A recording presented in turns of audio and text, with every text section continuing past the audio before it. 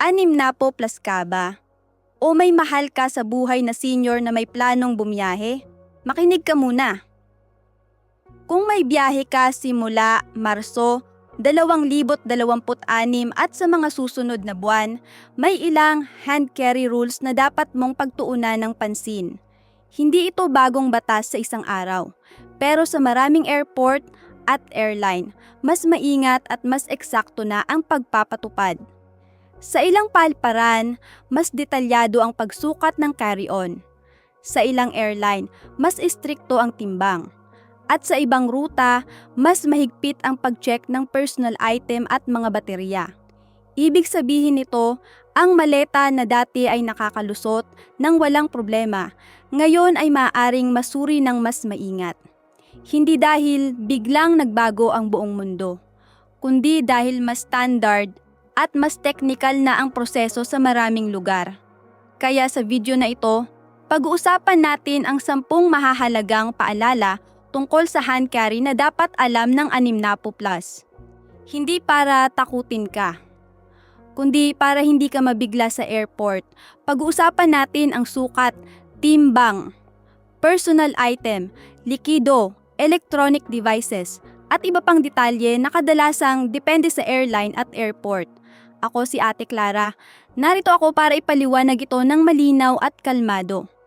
Para kapag nasa airport ka, hindi ka naguguluhan. Hindi ka napapahiya at hindi ka napapagastos ng hindi inaasahan. Kung may senior sa pamilya mo na may planong bumiyahe ngayong taon o sa susunod pa, ipadala mo sa kanila ang video na ito.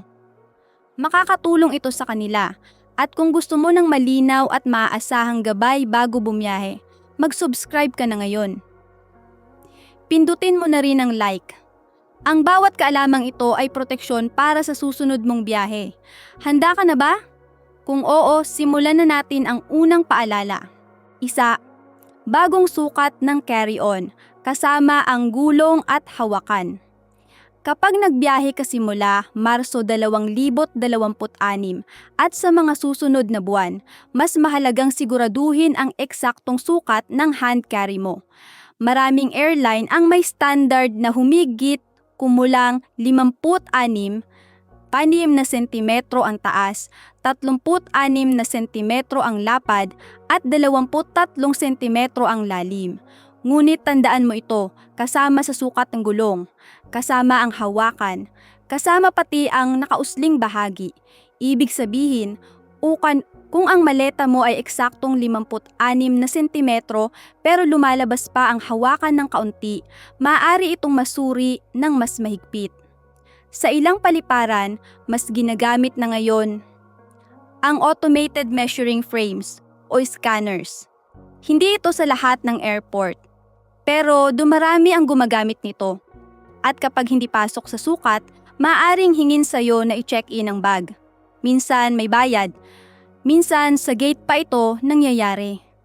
Ano ang dapat mong gawin?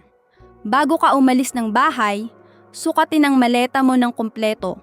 Ilagay ito sa patag na sahig. Sukatin mula sa pinakailalim ng gulong hanggang sa pinakaitaas ng hawakan. Kung expandable ang maleta mo, sukatin ito kahit naka-expand. Mas mabuting sigurado kaysa mabigla sa airport. Hindi ito para kabahan ka. Ito ay para kontrolado mo ang sitwasyon. Kung handa ka sa sukat, mas panatag ang unang hakbang mo sa biyahe. 2. Automated scanner na may mga airport ngayon na gumagamit ng automated measuring frame para sa carry-on. Hindi na lang ito simpleng tingin o mabilis na desisyon. Ipinapasok ang maleta sa isang metal frame or scanner na may eksaktong sukat. Kapag hindi ito kasya ng maayos, malinaw ang resulta. Hindi lahat ng paliparan ay may ganitong sistema.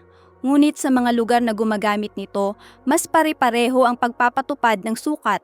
Walang hulaan, walang pagtatantiya.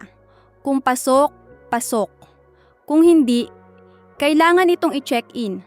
Para sa 60+ traveler, mahalagang maintindihan ito. Hindi dahil gusto kang pahirapan. kundi dahil mas standard na ang proseso sa maraming international airport. May mga pagkakataon dati na kung bahagyang masikip ang maleta na pagbibigyan pa. Ngayon, kapag automated ang sistema, mas limitado ang ganitong sitwasyon. Ang makina ay sumusunod lang sa itinakdang sukat. Ano ang dapat gawin? Una, huwag magmadali kapag may measuring frame sa harap mo. Ilagay ang maleta ng tuwid. Huwag pilitin. Kung kailangan itong i-adjust, gawin ito ng mahinahon. Ikalawa, i-check ang cabin baggage dimensions ng airline mo bago bumiyahe. Kahit pareho ang ruta, maaaring magkaiba ang patakaran depende sa airline. Ikatlo, kung may connecting flight ka, siguraduhing pareho ang sukat na sinusunod ng bawat airline. May ilang pagkakataon na mas maliit ang pinapayagang dimensyon sa ibang carrier. Ang mahalaga ay hindi ka umaasa sa swerte. Umaasa ka sa kaalaman. Kapag alam mo ang eksaktong sukat at alam mong pasok ang maleta mo, mas kalmado ang kilos mo sa airport. At kapag kalmado ka, mas maayos ang buong proseso. Sa biyahe, ang pagiging handa ang pinakamagandang proteksyon. 3. Mas mahigpit na timbang sa cabin baggage. May isang bagay na madalas nakakalimutan. Hindi lang sukat ang tinitingnan, pati bigat. Maraming senior ang nagsasabi, kasya naman sa taas. Oo, pero iba ang sukat sa timbang. Sa ilang airline, may malinaw na cabin baggage weight limit.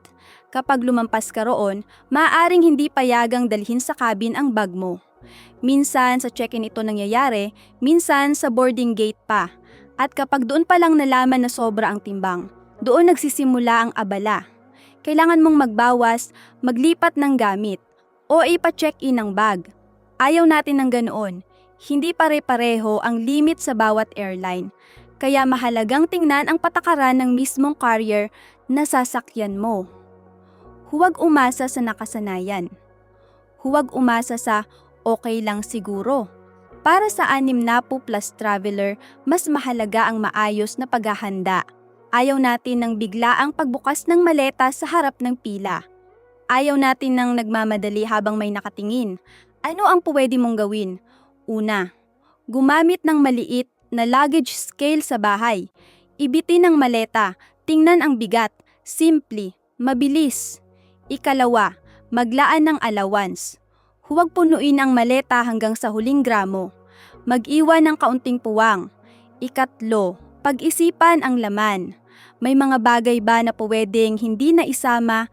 May pwedeng ilagay sa check-in baggage kung meron ka.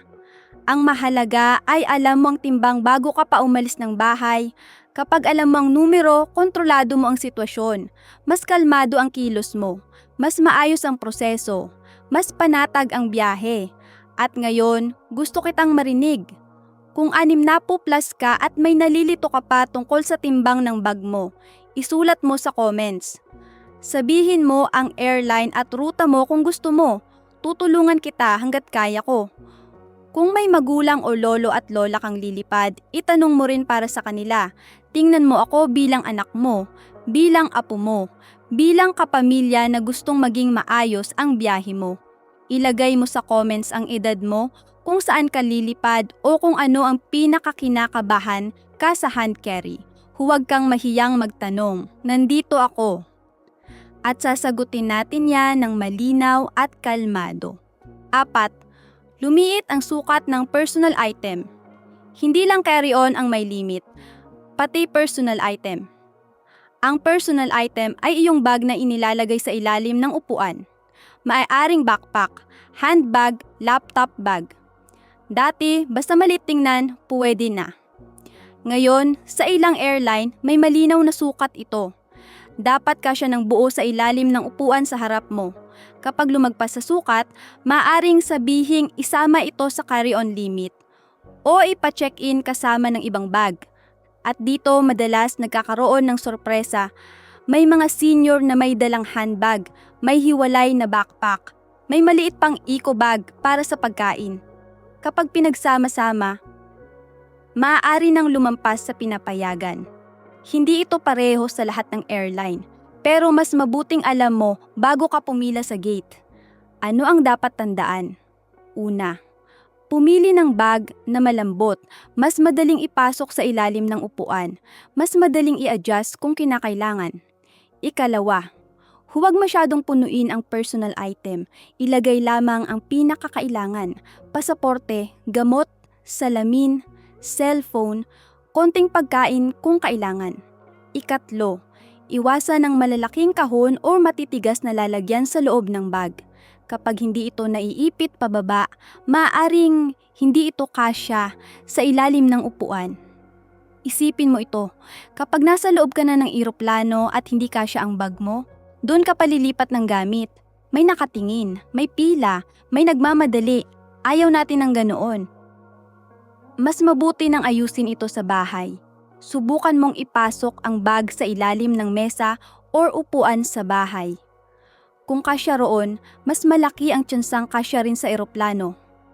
Ang personal item ay hindi dagdag na espasyo para magdala ng mas marami. Ito ay para sa mga gamit na gusto mong abot kamay.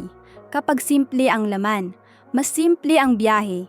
5. Mga likido sa hand carry. Ito ang isa sa pinaka-nakakalitong bahagi ng hand carry. Mga likido. Marami pa rin ang nag-iisip na iisa lang ang patakaran sa lahat ng airport. Hindi ito laging ganoon. Sa maraming paliparan, may limit pa rin sa laki ng likido na pwedeng dalhin sa kabin. Karaniwan, maliit na lalagyan lamang ang pinapayagan at dapat magkakasya sa malinaw na plastic bag. Sa ilang airport naman, gumagamit na sila ng mas bagong scanner. Sa ganitong lugar, minsan hindi na kailangang ilabas ang mga likido sa bag. Ngunit hindi ito pare-pareho sa lahat ng bansa at ruta. Dito madalas nagkakaroon ng problema, lalo na kung may connecting flight ka. Halimbawa, pinayagan ang likido sa unang airport. Ngunit sa susunod na airport na dadaanan mo, mas mahigpit ang patakaran. Maaaring kunin ang dala mong produkto sa security check. Para sa 60+ traveler, mahalagang maging maingat dito, lalo na kung may dalang gamot na likido o espesyal na produkto. Ano ang pwedeng gawin? Una, magdala ng maliit na lalagyan kung maaari. Huwag magdala ng buong bote kung hindi kailangan. Ikalawa, ilagay ang mga likido sa isang malinaw na resealable plastic bag.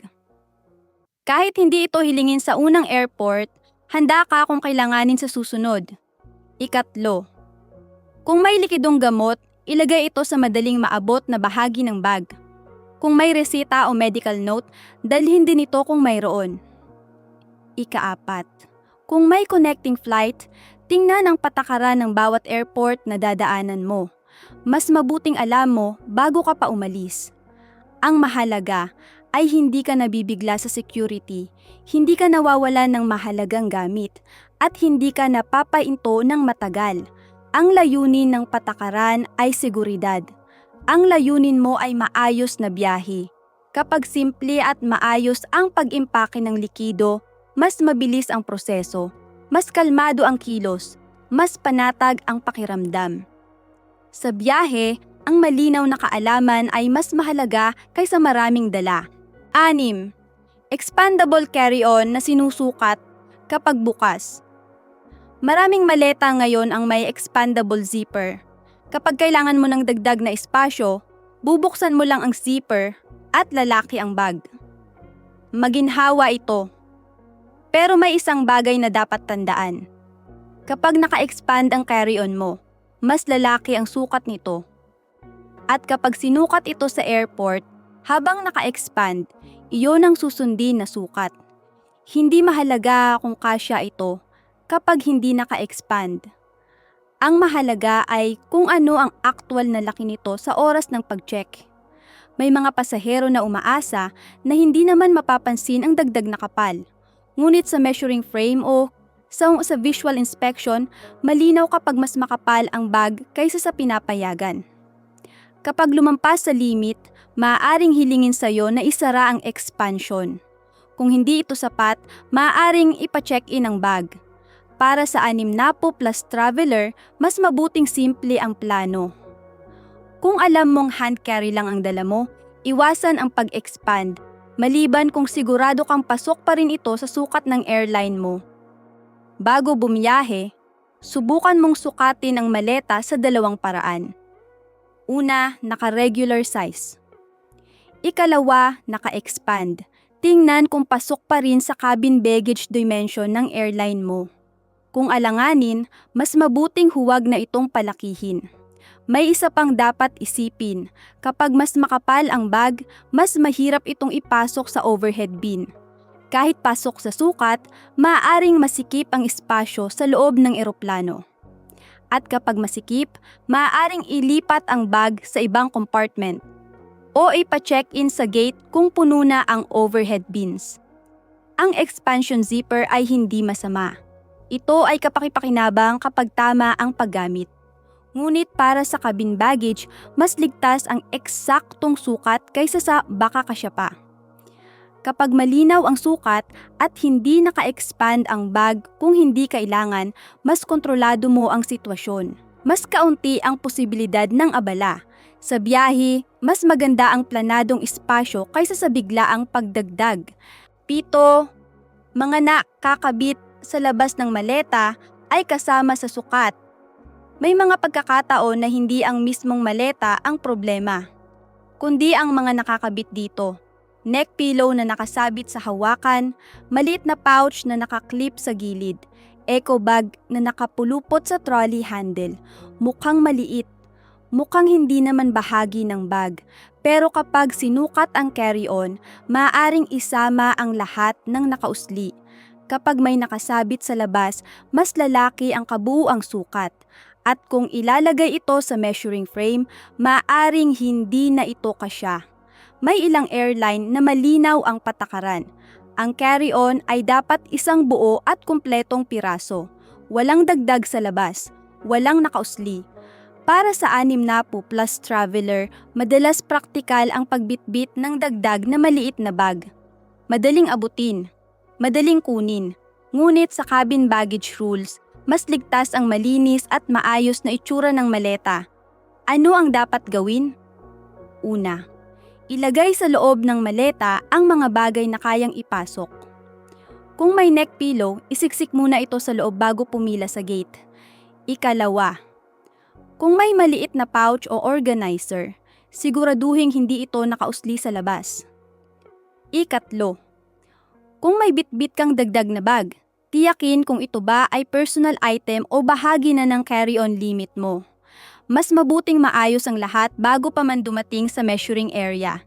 Isipin mo ito, kapag nasa harap ka na ng staff at kailangan mong tanggalin ang mga nakasabit, doon pa magsisimula ang pag-aayos. May pila sa likod, may oras na hinahabol. Ayaw natin ng ganoon. Ang simple at malinis na carry-on ay mas madaling ipasa sa check, mas kaunting tanong, mas kaunting abala.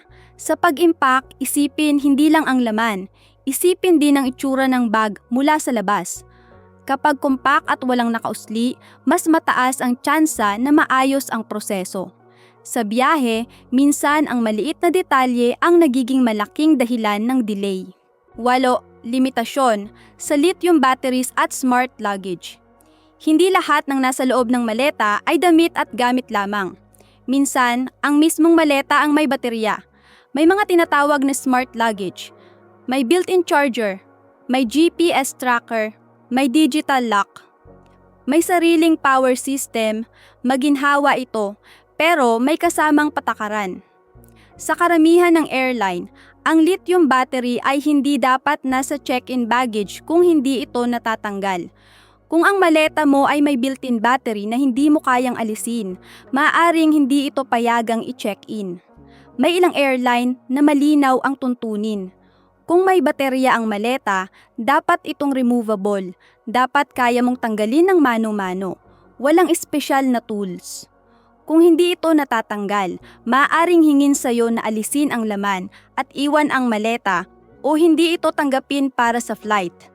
Para sa 60+ traveler, mahalagang malaman ito bago pa makarating sa airport. Una, kung may smart luggage ka, tingnan kung may maliit na compartment para sa baterya. Subukan mong tanggalin ito sa bahay. Huwag sa airport pa. Ikalawa, dalhin ang natanggal na baterya sa hand carry. Huwag ilagay sa check-in baggage. Ikatlo, kung hindi ka sigurado kung removable ang battery, tingnan ang manual ng maleta o bisitahin ang website ng airline mo para sa kanilang patakaran. May isa pang mahalagang punto. Ang mga extrang lithium battery ay may limit sa kapasidad. Hindi lahat ng laki ay pinapayagan sa cabin. Kaya kung may dala kang power bank o extrang battery, tiyakin na pasok ito sa pinapayagang limit ng airline. Ang layunin ng patakarang ito ay kaligtasan. Ang lithium battery ay maaaring magdulot ng panganib kapag nag-overheat. Kaya mas maingat ang airline dito. Mas mabuti ang simple. Kung hindi mo naman kailangan ng smart feature ng maleta, maaaring mas ligtas ang tradisyonal na carry-on. Kapag malinaw sa iyo ang patakaran tungkol sa baterya, mas kaunti ang posibilidad ng abala sa check-in counter. Hindi ito tungkol sa pagiging moderno. Ito ay tungkol sa pagiging handa. Sa biyahe, mas mahalaga ang kapanatagan kaysa sa dagdag na feature. Siyam, gate check risk. Kapag puno ang overhead bin, may isang sitwasyon na hindi madalas na pag-uusapan. Hindi ito tungkol sa sukat, hindi ito tungkol sa timbang, ito ay tungkol sa espasyo sa loob ng eroplano. Kapag puno ang overhead bin, maaaring kunin ang carry-on mo sa boarding gate. Hindi dahil mali ang sukat, hindi dahil sobra ang timbang, kundi dahil wala ng lugar sa itaas. Mas madalas itong mangyari sa mga full flight, lalo na kung huli kang nakasakay sa eroplano. Kapag sinabi ng ground staff na gate check, ibig sabihin ay ilalagay ang bag mo sa cargo hold. Kukunin ito bago ka pumasok sa cabin. Ibabalik ito pagdating sa destinasyon. Para sa 60+ traveler, ito ang maaring magdulot ng stress. Isipin mo, nasa loob ng carry-on mo ang gamot, ang salamin, ang importanteng dokumento, at biglang sasabihin na kailangang i-check-in ang bag. Ano ang dapat gawin? Una, magkaroon ng maliit na pouch o bag sa loob ng carry-on na madaling kunin. Doon ilagay ang gamot, pasaporte at mahahalagang gamit. Kapag may abiso na maaaring kunin ang bag, mabilis mong maililipat ang kailangan mo. Ikalawa, kung maaari, huwag maghintay hanggang huling tawag sa boarding. Kapag mas maaga kang sumakay, mas mataas ang tsansa na may espasyo pa sa overhead bin. Ikatlo, huwag maglagay ng sobrang mahalagang gamit sa carry-on kung hindi ito kayang bitbitin ng hiwalay. May ilang airline na nagbibigay ng abiso bago pa man magsimula ang boarding na limitado ang cabin space. Kapag narinig mo ito, maging handa ka. Hindi ito nangangahulugang mali ang dala mo. Ito ay simpleng usapin ng espasyo. Ang layunin mo ay maging handa sa posibilidad. Kapag alam mong may ganitong sitwasyon, hindi ka mabibigla, mas kalmado ang kilos, mas mabilis ang pag-adjust. Sa biyahe, hindi lahat kontrolado mo, ngunit ang paghahanda kontrolado mo. Kapag alam mo kung paano haharapin ang gate check situation, mas magaan ang loob mo kahit puno ang flight. At tandaan ito, ang carry-on ay hindi garantiya ng espasyo sa itaas. Ito ay pagkakataon lamang kung may available na lugar. Kapag handa ka, kahit magbago ang sitwasyon, panatag ka pa rin. 10. Mas mahigpit sa cabin bag allowance per ticket type. May isang bagay na madalas hindi napapansin. Hindi lahat ng ticket ay pareho ang cabin baggage allowance. Maraming senior ang nag-aakala na kapag may ticket sila, may kasama na itong carry-on. Hindi palagi. Sa ilang airline, lalo na sa mas murang fare, personal item lamang ang kasama. Walang full-size carry-on. Kapag nagdala ka ng mas malaking bag, maaaring may bayad ito sa airport. Dito madalas nagkakaroon ng sorpresa, may dala kang maleta, sanay ka na puwede ito sa cabin. Pagdating sa gate, sasabihin sa iyo na hindi ito kasama sa binili mong ticket. Hindi ito issue ng sukat, hindi ito issue ng timbang, issue ito ng uri ng ticket. May mga tawag dito tulad ng basic economy o light fare. Sa ganitong klase ng ticket, limitado ang cabin baggage allowance. Para sa 60 plus traveler, mahalagang tingnan ito bago pa bumiyahe. Una, basahin ang detalye ng ticket. Hanapin kung ilan ang cabin bag na pinapayagan. Ikalawa, kung hindi malinaw, tingnan ang website ng airline. May section doon tungkol sa baggage policy. Ikatlo, kung nag-book ka sa travel agency o online platform, siguraduhing malinaw ang nakalagay sa booking confirmation. Mas mabuting malinaw ito sa bahay pa lang, hindi sa boarding gate. Kapag nasa airport ka na at nalaman mong hindi kasama ang carry-on sa ticket mo, may dalawang posibleng mangyari. Magbabayad ka ng dagdag o ipa-check-in ang bag. Ayaw natin ng biglaang gastos. Ayaw natin ng abala sa huling minuto. Ang cabin baggage ay hindi automatikong kasama sa bawat ticket. Ito ay nakadepende sa fare na binili mo. Kapag alam mo ang uri ng ticket mo at ang eksaktong allowance nito, mas kontrolado mo ang sitwasyon. Mas kampante ka sa pila, mas kalmado sa boarding. Sa biyahe, ang malinaw na impormasyon ang nagbibigay ng kapanatagan. Hindi kailangan maging eksperto, kailangan lamang maging maingat sa detalye. At kapag malinaw ang allowance ng ticket mo, mas simple ang pag-impake, mas simple ang paglakad sa airport, mas maayos ang simula ng biyahe. Ngayon malinaw na sa'yo, ang hand carry ay hindi lang basta maleta, may sukat, may timbang, may personal item limit, may expansion zipper, may mga nakakabit sa labas, may likido, may lithium battery, may smart luggage, may posibilidad ng gate check, at may ticket type na maaring walang kasamang carry-on. Hindi ito para kabahan ka.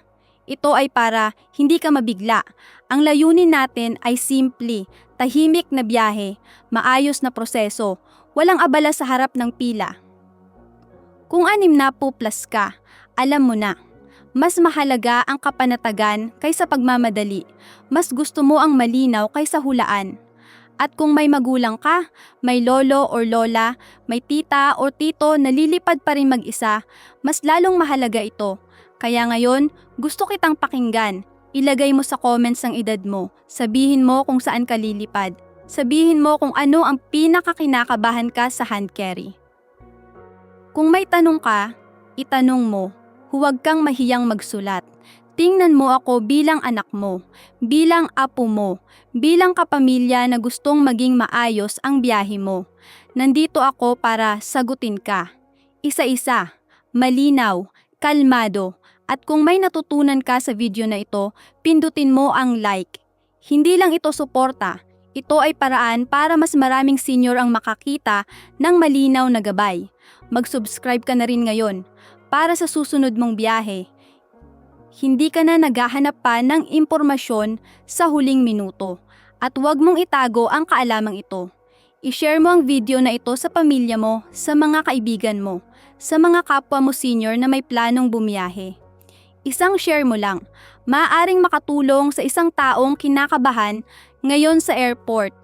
Dito sa channel na ito, hindi ka nag-iisa, hindi ka nagtataka mag-isa, hindi ka naglalakad mag-isa, kasama mo ako at kasama mo ang komunidad na ito. Sa bawat biyahe, mas handa tayo, mas kalmado tayo, mas panatag tayo. Hanggang sa susunod na video. Ingat sa biyahe.